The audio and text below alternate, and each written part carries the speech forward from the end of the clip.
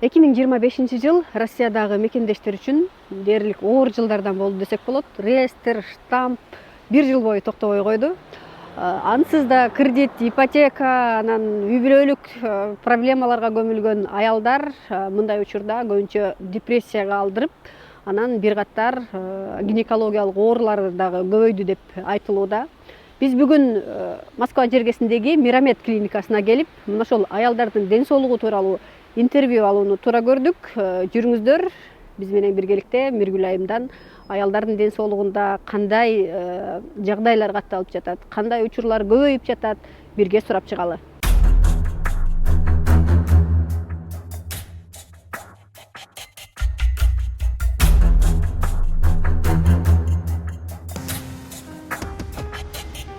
Миргүл эже, саламатсызбы? Саламатчылык. Россияга канча жыл мурда келгенсиз? Бул жакта мекендештерибиздин аялдардын ден соолугун карап, канча жылдан бери эмгектенип жатасыз? Россияга келгениме уже 10 жыл болду. 10 жыл бул жака мен өзү тажрыйба ашырган келгем. Келип ошо российский окууларды окуйн деп, мен бизде более ценит го бул жактын окууларын. Анан заодно окуганча бул жака ошо именно УЗИ боюнча келгем. УЗИ боюнча окууга келип, тапшырып, совместный жумушка кирейин деп ушул клиникага орношконыма уже 10 жыл болду.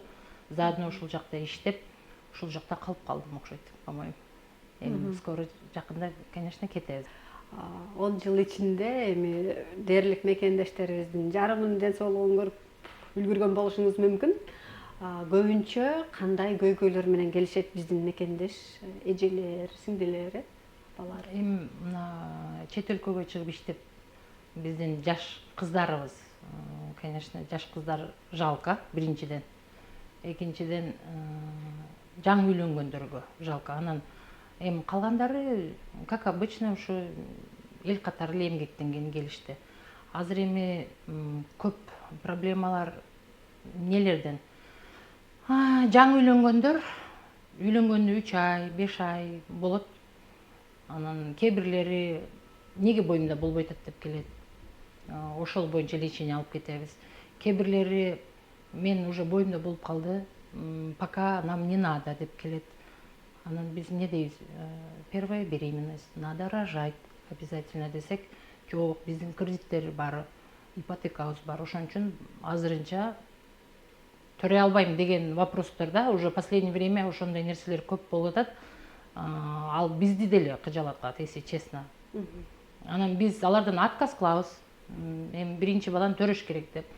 Алар бизден өтүп башка жакка барышат, сөзсүз ошол эле кандай маселе менен кайрылса, ошол маселесин бүтүрүшөт. Потом анан осложнение, нарушение ошондойлор менен келишкендер көп. Айрыкча эми Кыргызстандын өзүнүн ичинде көйгөйлөр көп болушу мүмкүн, бирок айрыкча мигрант аялдарда кандай көйгөйлөр көбүрөөк деп айтайын дегеним да, себеби дегенде эми сизге келип арманын айтышар. Эми келип арманын айтат, конечно, у всех нервный стресс деп коем да, в первую очередь. Нарушение менструального цикла, то беременность, бесплодие. Ал не только, анан кийин айтат, мен күйөөмөн же аяктан азыр ортодон ажырашып атабыз, же болбосо экинчи турмушка чыктым. Эми проблемалар ушундай. Бирок боюмда болбойт атат. Анан биз олорду айтабыз, сначала нервы надо лечить дейбиз да, не только эми женский жактан. Нервтериңди успокаивай, организм өзү самостоятельно иштесе болот, бар жок десең, жок, ошондо деле билбейм, биздин эмелер көбүнчө аял кишилер на нервах ходят. Көбүнчө эле деги эле мындай миграцияга, айрыкча Россияга мындай бир эч ким ойноп келбесе керек да. Кредитке баткан, тойлордон кийин кайра эле кредит, ипотека, кредит, анан үйлөнгөн, кредитке үйлөнүшкөн, ошол кредитибизди төлөшүбүз керек, ошону бүтүрүшүбүз керек деп, ошол проблемалар көп. Анан мындай для профилактики келген аз, но проблема менен келген өтө көп. Если проблеманы карасаң, не только женский жактан, это у них семейный проблема. Ошо жанакы эле кредит, жанакы эле ипотека, ошонун айынан төрөбөй атам, ошонун айынан төрөй албай атам, ошонун айынан кайра аборт кылып атам. ошол проблемалар уже в последнее время өтө көбөйүп кетти. Анан азыркы учурда баардыгы реестрге түшүп калышты. Реестрдагы стресске аябай жол ачты окшойт. Ого өтө көбү түштү. Көбүнүн күйөөлөрү депорт болду. Ошонун айынан деле аялдар ошонун айынан деле кайрылгандар бар. Мен срочно кетип атам, же болбосо мен иштешим керек. Ипотекабыз бүтө элек, мындай кылып турайлы, мынтип турайлы. Эми өздөрүнүн проблемалары менен келишет. Ошолорго карап, эми алар кандай вопрос менен келсе, биз ошол вопросту кабыл алганга туура келет. Кээ биринде айтабыз, бар үйүңө барып ойлонуп кел. Это резко кабыл ала турган нерсе эмес. Кетет, 1-2 күндөн кийин келишет. Же оставляем, же болбосо нет, убираем. Ошондой эле нерсе да. Азыр эми Москва жергесинде билбейм. Для профилактики келип, өзүңөрдү карап, эме кылып лечение алгыла деп айтат болчук. Азыр уже для профилактики деле келбей калышты. Алыш керек. Азыр алыш керек, же болбосо кетиш керек, же болбосо бир нерсе кылыш керек. Только ошол вопрос. Ал ошондой вопростор менен келе берсе, мына жаңы эле айтпадыңарбы? Кыргыз клиникаларда эмелер грубить этет экен деп. Ошондой вопростор менен келе берсе, не только грубить этебиз. Эми грубить этишмес да бул жердечи. Мы уговариваем. Жакшы жака. Жакшы жакты өздөрү не хотят. Анан кийин ошо силер айтмакчы орустардын клиникаларына кетет. Ал жакта эмне кылат? Да, под наркозом, да, все убирает. Анан дальнейший төрөйбү, төрөбөйбү? Это уже от организма зависит все это. Айтып мындай жаңы эле үйлөнүп эле анан алып коюш керек. Бул жерде мындай айтканда не только гинекологиялык, психологиялык жардам биринчи, анан сөзсүз түрдө көрсөтүлөт экен да. Жакында эле бир муж и жена келди, экөө бирге иштейт. У них беременность 3 айлык. 12 неделя. Күйөөсү келип эле сразу эле жок кылың деди. Аялы өчөшүп атат. Анан бирме бир сүйлөшөбүз да, күйөөсүн чыгып тур, аялы менен сүйлөшсөм, кызгануудан все это. Мен олорду араң уговорила, кеткиле, ушундай, мындай болот жумушта, или отдельно работайте, если ушундай кылсаңар. Хорошо. Кетишти, какое-то времядан кийин анализ тапшырган келишти. Андан кийин азыр уже вот беременность нормально кетип атат. Скринингтер кылды. Эми бактылуу да. Мындай резкий эмелер менен көп келишет. Сразу алып салам, жок кылам. Если вовремя олорду успокоить этсең, успокоится. А если не успокоится, бизден башка дагы врачтар толтурат да, башка клиникалар ал жака барат. Может, ал жакта жок кылат, ошондой көп да. Биринчи келген учурдан баштап ар дайым көзөмөлүңүздө болгон кардарларыңыз көппү? Барбы? Канча? Көп. Даже 3-чү балдарын уже төрөп келишет. Мына уже балдары 8-ге, 6-га, бир пациентим бар, уже 4-чүсүн төрөдү. Мына баардык балдар сиздики деп жетелеп келет. Анан күлүп коесуң, Кудайга шүгүр, жакшы эле. Дарыгер үчүн эң чоң жетишкендиги ошол да? Ооба, мындай бирөөнүн сүйүнгөнүн көрсөң, анан прям балдарын көтөрүп келгендери это тоже мына сенин немең деп алып келишет. Балаң деппи? Сиздин балаңыз деп алып келет. Анан деп карап, чоңоюп калдыңбы деп күлүп коесуң. Небереңиз деп алып келишет. Ошондой да. Эми ушак сыяктуу көп айтылат. Биздин кыздарда мындай оорулар көп болушу мүмкүн, жугуштуу оорулар дагы мигранттардын арасында актуалдуу депчи. Сиз гинеколог катары, эми балким, конечно, кыздардын баары эле сизге келип аткан жок, бирок сизге келген кардарлардын арасында жугуштуу ооруларга кабылып калган кыздар барбы, канчалык? Көп. Кандай көйгөйлөр? Жугуштуу ооруларга кабылып калып, башка жактарга барып деле анализдер тапшырып келишет. Сразу мага туура келгендер бар. Эме да, инфекция, которая передается половым путем, ИПП деп коебуз. Олорду инфекциялар, ол анализдерди алабыз, мы лечим, потом успокоится, өздөрүнө келип калат. Кээ бирлери бар, менде раковый клетка чыкты деп 16 тип деген бар, папиллома вирус 16 деп. Ошол чыкса деле коркуп кетишет. Азыр ал 16 деп не только раковая клетка, да, азыр вот от ослабленного иммунитета тоже выходит, да. Анан кийин аны иммунитетиң түшүп кетти, ошон үчүн деп жанакыларды нормага түшүрсөң, ну, это тактика менен лечение кылсаң, алар өздөрүнө келип калат. Потом кайра заново тапшырат, жок болуп кетет. А кээ бирлери уже дальнейшее лечениени алып кетет, да.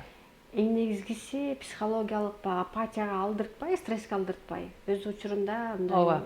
мындай айыга тургандыгын ишендирип, жолго салыш любой эле керек. нерсени ошондой кылсаң болот. Анан если өтүшүп кетсе, биз өзүбүз жиберебиз. Кайка жибересиздер? Была одна пациентка, да, неме тоже 16 тип высокий болгон. Я ждала цитологиясын, тоже рак шейки матки деп чыкты.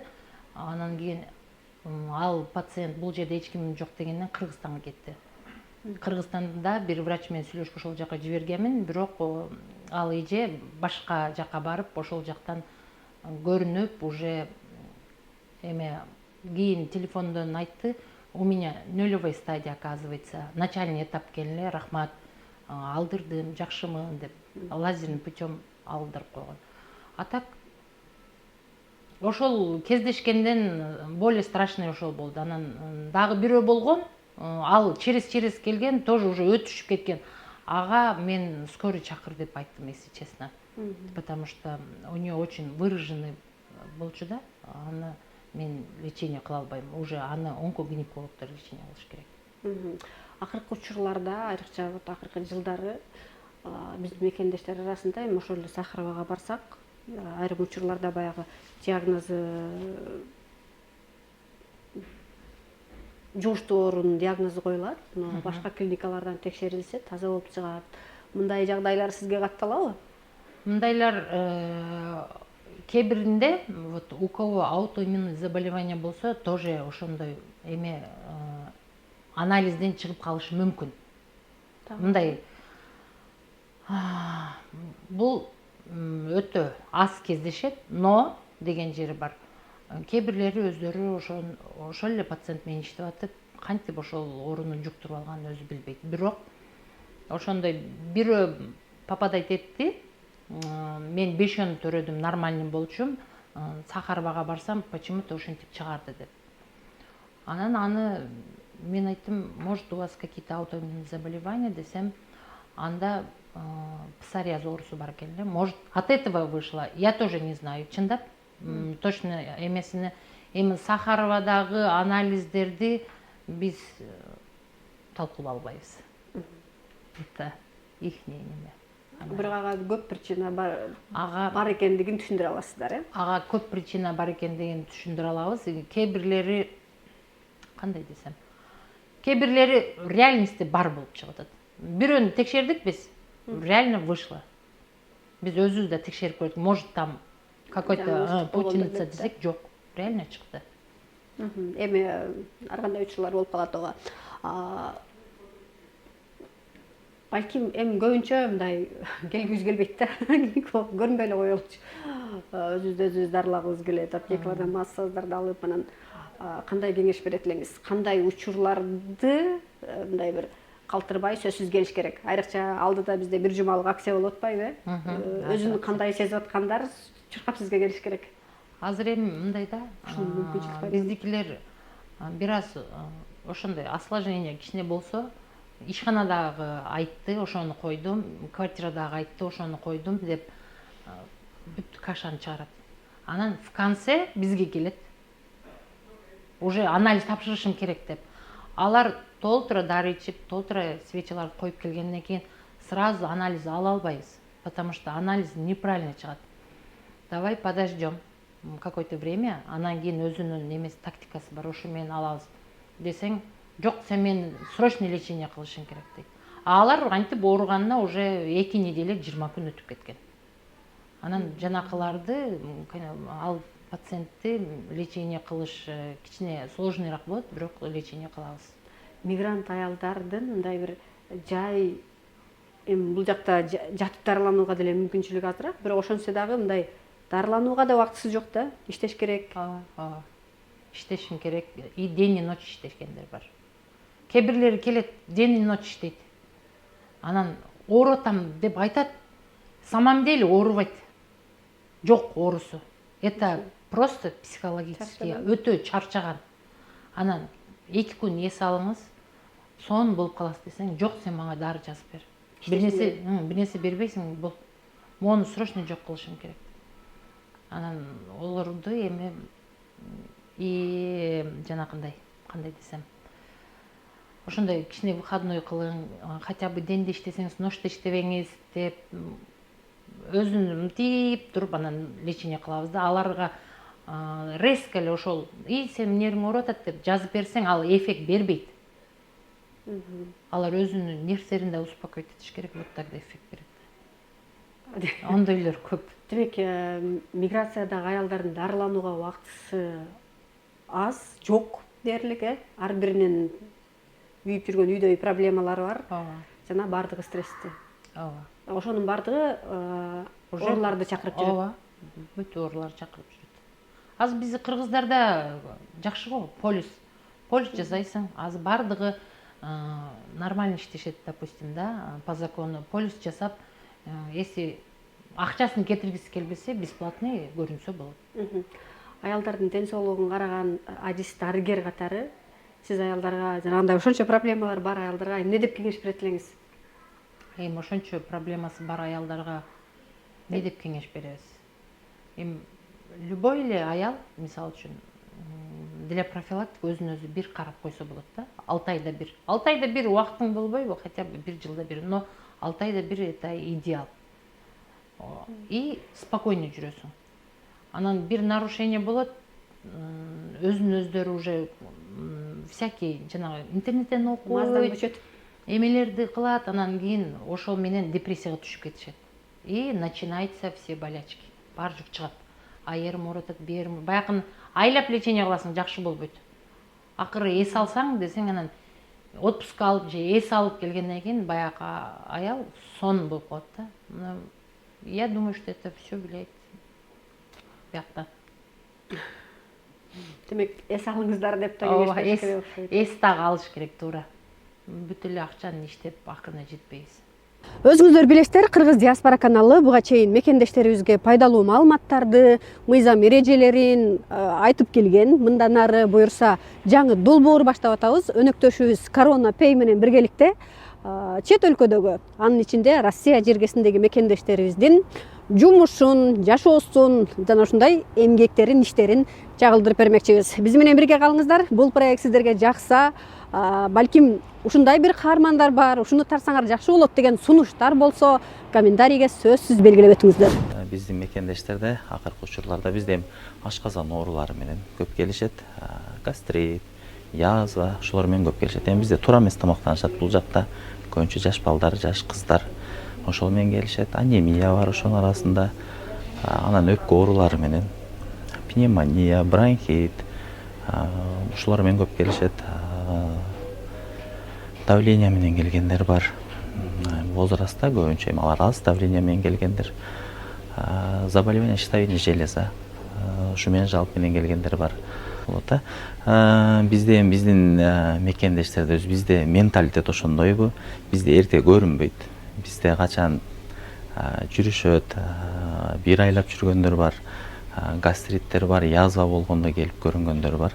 Качантан бери ооруйсуң десең, 3 ай, 6 ай дейт. Текшерсең язва болот. Эрте келип көрүнсө, өздөрүнө жакшы болот пациенттерге. Лечение өздөрүнө жеңил болот, эртерээк жакшы болушат. Бирок тилекке каршы бизде кыйналганда келишет. Кандай кызматтарды алсаңыз? Кызматтардан бизде УЗИ бар. Анализдердин бардык түрлөрү бар. Ушул жерден эле алабыз, башка жака жибербейбиз. Анализдерди ушул жерден алып, ушул жактан жөнөтөбүз.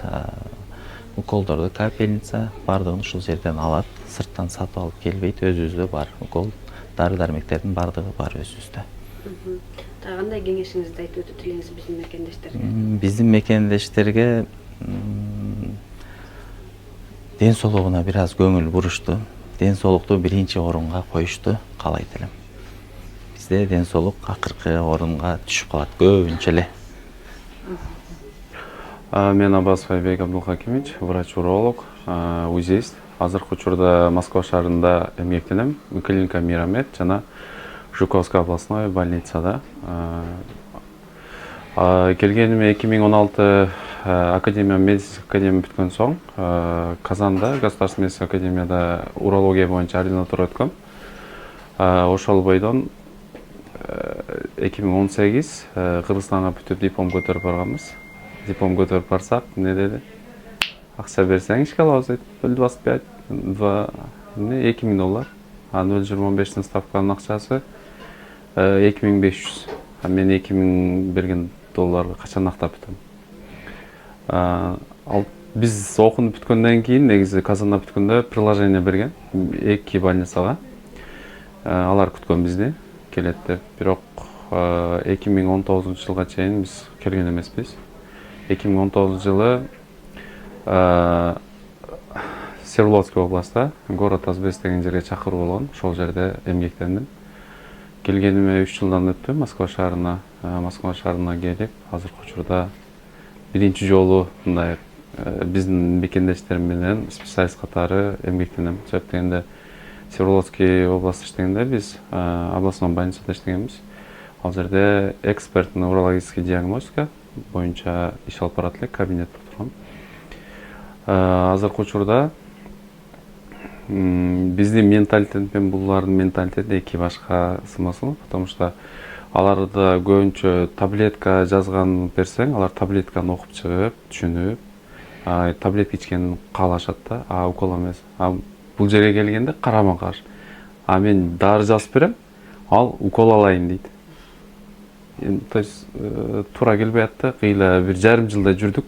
Негизинен Москва шаарында биздин мекендештер менен иштеп баштагандан баштап абдан көп жугуучу оорулар бул аял менен эркектин ортосунда болгон жугуучу оорулар да.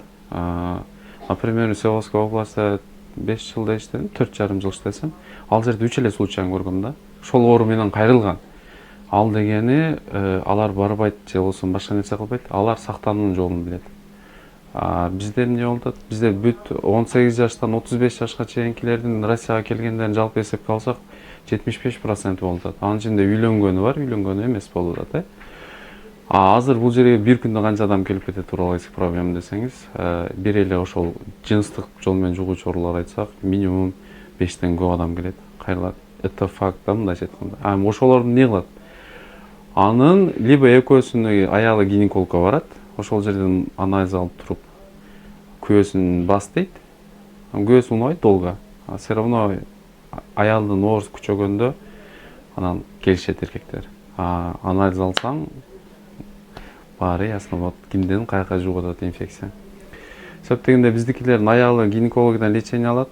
Например, кол жуусаңыз да 2 кол менен жуусаңыз таза жубасыз да, бир колду кылсаңыз бир өзү чыга. Кайра эле кармасаңыз бул да кир болот. Биздин эркектер ушундай эле жүрүшөт да. Чуктуруп коет, аялы барат, беремне болгондо кайра аял лечение алат, эркек жүрө берет. Ошондуктан вторичный, экинчи бесплодиялыктар көптөй урук, то есть бесплодие менен көп кайрылышат. Негизи основной бесплодие келишет. Алар мурда балалуу болуп, азыр балалуу болбойгондар да. Алардын көбүндө положительный инфекциялар чыгат, жугуучу оорулардын. Негизи жашыңыз кайра келбейт да, оору келет.